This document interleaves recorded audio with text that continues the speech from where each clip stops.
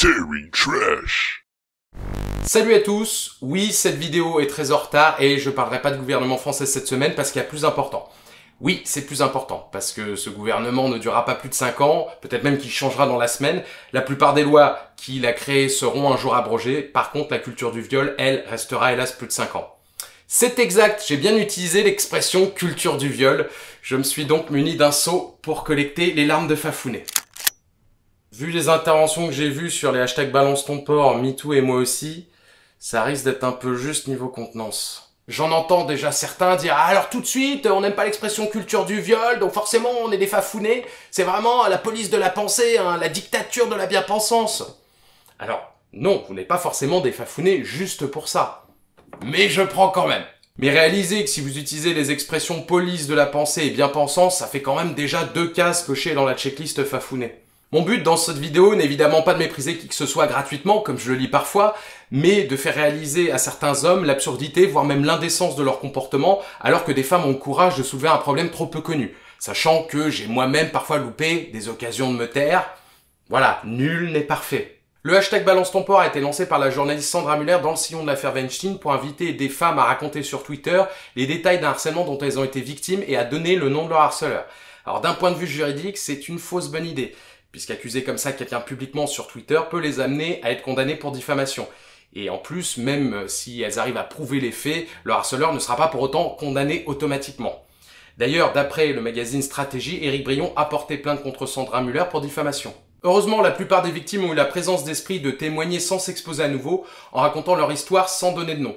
Du coup, la parole sur ce sujet tabou était libérée, et tous ceux qui recherchent le hashtag balance ton porc sur Twitter, mais aussi sur Facebook, ont accès à un ensemble de témoignages de femmes sur le harcèlement, les agressions sexuelles, voire même le viol qu'elles ont subi, parfois alors qu'elles étaient encore enfants. Enfin, du moins en théorie. C'est ce qui devrait se passer dans un monde idéal où quand quelqu'un raconte que son oncle a violé de 5 à 9 ans, les gens se taisent, écoutent et font preuve d'empathie. Mais sur internet et dans les médias, chez certains, l'empathie est morte étouffée à l'intérieur par l'ego qui prenait toute la place. Et donc, certains trouvent que c'est une bonne idée de s'inviter dans cet espace et de venir troller la cause avec des trucs qui n'ont rien à voir. Je passe rapidement sur ceux qui ont pourri le hashtag avec des réflexions du style « Elles ont qu'à porter plainte !» Parce que s'ils avaient réellement consulté le hashtag, ils auraient vu qu'une procédure en justice dans ce genre d'affaires est un véritable parcours du combattant pour les victimes et aboutit souvent à rien du tout. J'imagine aussi que les gens qui commentent ce genre de choses pensent que dès qu'on porte plainte pour harcèlement ou viol, on est automatiquement déviolé. Et que, à chaque plainte non médiatisée, comme par magie, des milliers d'hommes arrêtent le harcèlement et se mettent à la philatélie. Il y a aussi ces militants véganes qui ont eu la bonne idée de critiquer la formulation du hashtag. Ah, bah tiens, encore lui. Parce qu'évidemment, quand tu témoignes des agressions sexuelles dont tu as été victime en 140 caractères, c'est très important d'en consacrer 5 de plus, non pas à ce témoignage, mais à t'assurer qu'aucun cochon ne se sente stigmatisé. Bah oui, t'as rien fait, ce pauvre cochon dans son élevage, là, qui lit tranquillement les tweets sur son petit smartphone de cochon. Alors je sais bien que pour les véganes, il s'agit de faire évoluer les mentalités, tout l'aspect culturel, mais est-ce que ça vaut le coup de débarquer au milieu de femmes qui témoignent de leur viol pour les accuser de spécisme? Non! Dans les interventions foireuses, il y a évidemment l'éternel mec pour venir chouiner. « Eh, mais moi je suis un mec et je suis gentil, on n'est pas tous comme ça. Alors pourquoi au lieu de parler des violeurs, vous parlez pas plutôt des mecs cool comme moi ?» Alors là, on a affaire à 2 grands classiques. Déjà, le fameux Not All Men, qui est devenu un mème dont rient les féministes. Parce que se pointer dans un espace où des femmes racontent leur viol à l'âge de 5 ans pour dire « il y en a des biens », c'est au mieux hors sujet. Bon, moi, personnellement, j'appelle ça être un gros con. Mais est-ce que ceux qui ont un petit peu plus de mal avec le concept d'écouter les victimes peuvent au moins reconnaître que ça n'a absolument rien à voir avec l'ordre du jour? Deuxième grand classique, le syndrome nice guy, avec un petit trademark. Tu viens de témoigner du viol dont tu as été victime, et le nice guy te dit « Oui, mais moi j'ai violé personne. Alors donne-moi un cookie, hein, là au lieu de te plaindre, de foutre le bordel. » Le nice guy considère aussi qu'être gentil avec une femme lui donne automatiquement accès à son vagin. Une sorte de karma du cul.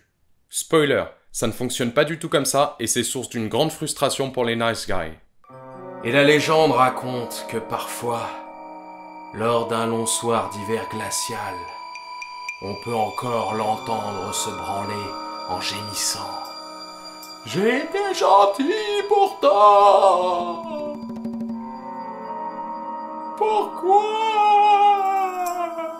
Beaucoup d'entre vous sont certainement déjà écœurés par le niveau de conneries dont certains mecs ont fait preuve. Mais là, hélas, on n'en était qu'au niveau débutant. Maintenant, on va passer au niveau fafouné gros mascu. Donc, prenez un instant pour vous ressourcer. Pendant ce temps, je vous mets une petite pub. Non, mais c'est vraiment juste pour vous laisser le temps de souffler.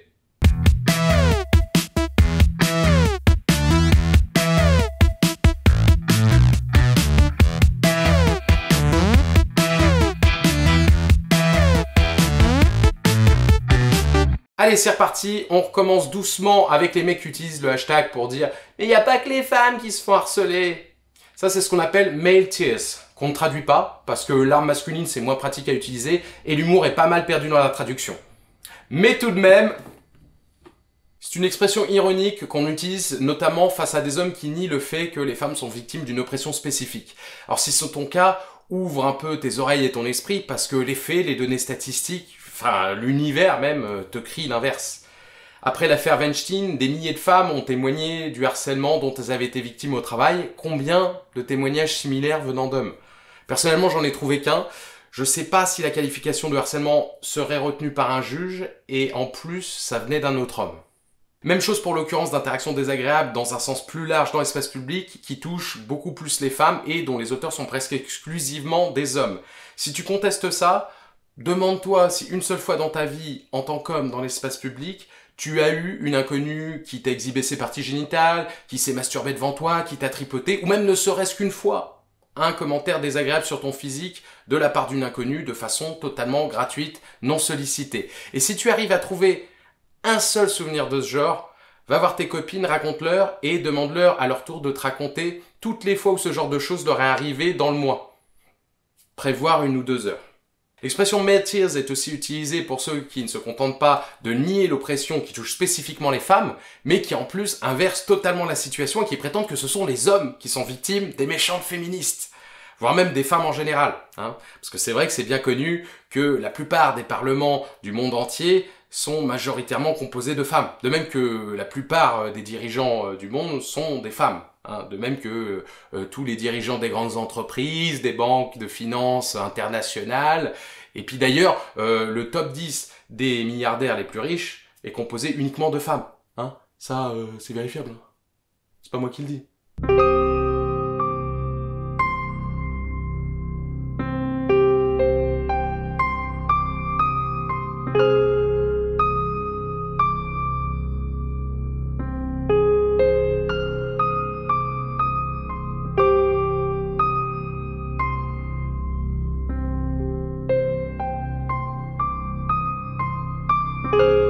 Méthode étonnante, quoi, de délation, c'est-à-dire pendant la guerre, on aurait dit de libérer la parole aussi, dénonce ton juif, ça aurait été parfait.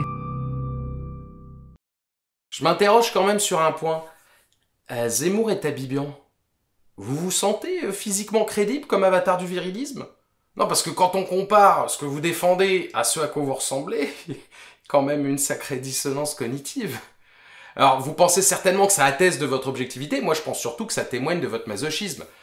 Parce que vous êtes les alliés politiques des masculinistes comme Alain Soral et le Raptor dissident, mais si le rapport de force politique était inversé et qu'il n'y avait pas justement cette société bien pensante pour vous protéger, ces brutes néofascistes vous tabasseraient à vue juste pour rire. D'ailleurs, c'est vrai que quand ça arrive malgré tout, c'est drôle pour le coup. Et pour finir, un challenger. Alors là, on n'est plus dans la catégorie fafouné, male tears, tout ça. Non, là, on est directement propulsé au niveau dîner de con. D'ailleurs, le terme con, à l'origine, désigne le sexe féminin. Mais par ça, le patriarcat n'existe pas, hein. Circulez, braves gens, y a rien à voir. Ah ouais, c'est mon nouveau champion, lui. Mon nouveau Pokéfaf. Parce qu'en fait, en pensant argumenter contre l'analyse culture du viol / patriarcat, tout ce qu'il fait, c'est de montrer qu'il a tellement les fils qui se touchent qu'il fait même pas la différence entre une relation de couple et un viol. Donc, lapin crétin. Entre une personne qui fait pression sur une autre pour obtenir un rapport sexuel, voire même qui la force littéralement, et une personne qui a des rapports sexuels avec quelqu'un certes de plus jeune, mais personne plus jeune qui ensuite décide de se marier avec elle, à ton avis, Est-ce qu'il n'y a pas une légère différence? Non mais au pire, réponds au hasard, t'as une chance sur 2. Donc deuxième essai. La différence, c'est un truc qui s'appelle le consentement. Ça te dit quelque chose ce mot, lapin tapin? Alors, moyen mémotechnique pour t'en souvenir, consentement. Bon ça c'est facile à retenir, au pire aide-toi d'un miroir. Sente, comme tes idées qui sont très mauvais. Aimant, c'est ce que tu fais quand tu prétends que si Brigitte Macron était un homme, elle se serait retrouvée dénoncée sur le hashtag balance ton porc. Parce que la vérité, c'est que quand un homme de 64 ans est marié à une femme de 25 ans de moins, c'est elle qu'on traite de michetonneuse ou de pute. Pour résumer, des femmes ont créé un espace virtuel où elles osent parler d'un gros problème de société, et encore en 2017, de nombreux hommes se permettent de venir pourrir cet espace. Évidemment, ce sont les mêmes qui s'indignent des safe space et autres événements militants non mixtes. Parce que c'est vrai que je ne vois pas dans cette longue vidéo ce qui pourrait justifier le fait de leur interdire ces espaces. C'est vraiment pourquoi les femmes ont besoin de ce safe space alors que elles peuvent librement s'exprimer dans des hashtags sur Twitter sans venir être jugées, contestées, qu'on mette leurs paroles en doute, qu'on leur explique ce qu'elles doivent faire, ce qu'elles auraient dû faire, etc. Voilà, vraiment, il n'y a aucune raison. Si cette vidéo t'a plu, que tu l'as trouvée utile, tu connais la suite, partage, pouce en l'air, abonne-toi, active la cloche, tout ça. Ça me fera aussi plaisir de te lire dans les commentaires. Si tu n'as pas aimé cette vidéo, tu peux me soutenir sur Tipeee. Ça me permettra d'acheter un seau supplémentaire pour recueillir tes larmes. Allez, à jeudi. Jeudi prochain, à l'heure, promis. Je vais essayer.